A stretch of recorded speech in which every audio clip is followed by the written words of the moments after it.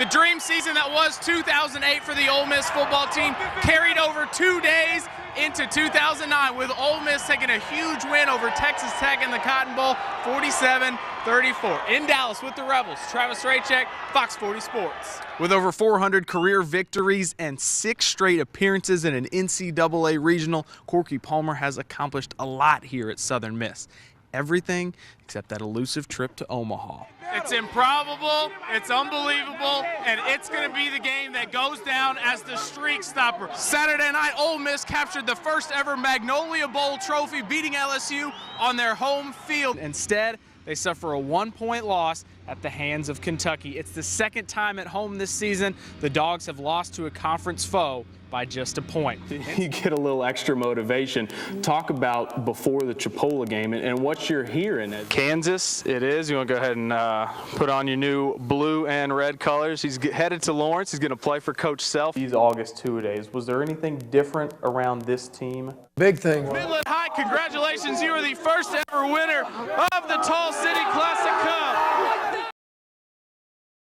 Ole Miss, they're not recruiting as many in-state guys this year, but they are dipping into the Jackson talent pool for one big-time prospect using his leg to get to the next level.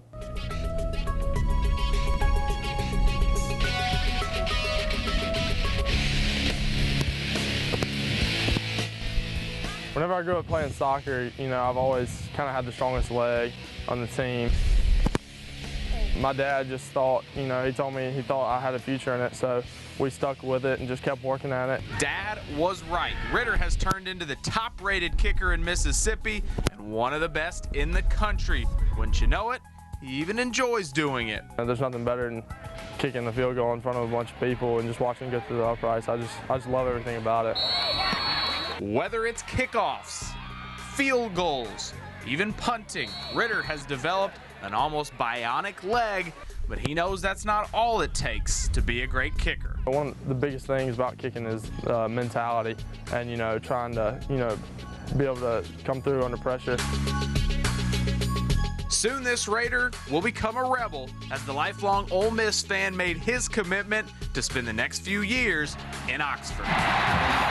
It's always been a dream of mine since I was in elementary to play college football, and now that it's actually about to happen, it's, really, I don't really think it's hit me yet. My goal is just to go up there and be a starting kicker and succeed on the field and off the field.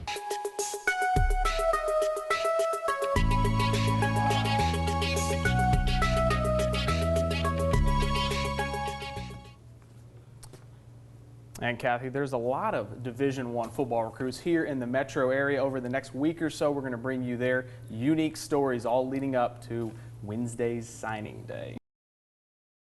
We want to go to that next level, to the super regionals and to Omaha. Anything less than Omaha for us is going to be a failure. One goal and one goal only this year, and that's to make it Omaha, Nebraska. It's easy to see what the goal is for the Southern Miss baseball team this season. They've been to 6 straight regionals and have been knocked out in 6 straight regionals.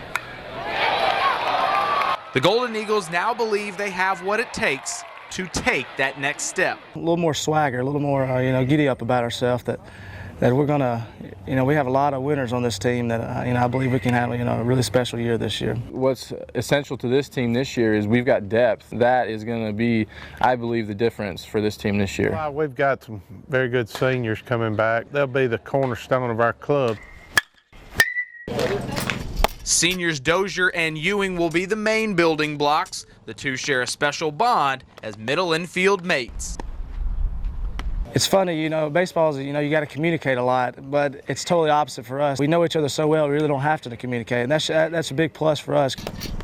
As far as me and him, we kind of know what each other are thinking at all times. We kind of have silent communication going between each other. Southern Miss knows where they've been. In 2009, it's all about being where they haven't. Omaha, Nebraska. Every year we talk about it, and maybe this year's the year we can take it further. In Hattiesburg, Travis Recek, Fox 40 Sports.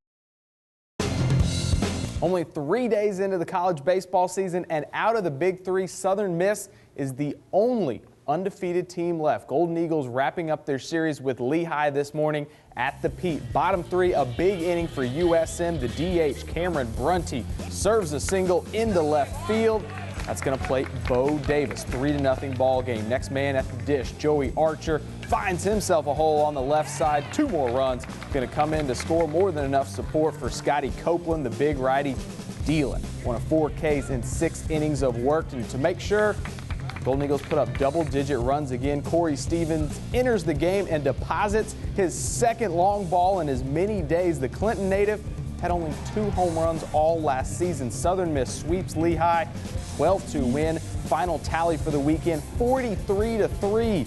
It's kind of a nice start, but Coach Palmer doesn't want his guys getting overconfident because of it.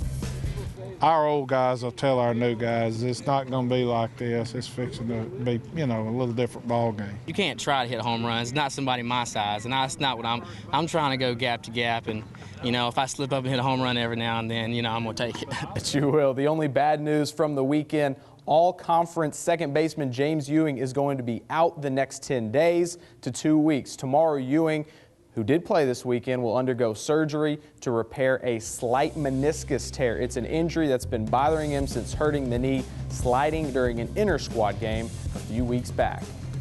It really doesn't bother me. I actually contemplated not having it and just playing all year on it. But, that's kind of a risk we don't need to take right now. Might as well get it taken care of early. A late inning collapse cost the Mississippi State baseball team their first loss last night. Dogs trying to finish strong in the first weekend under Coach Cohen.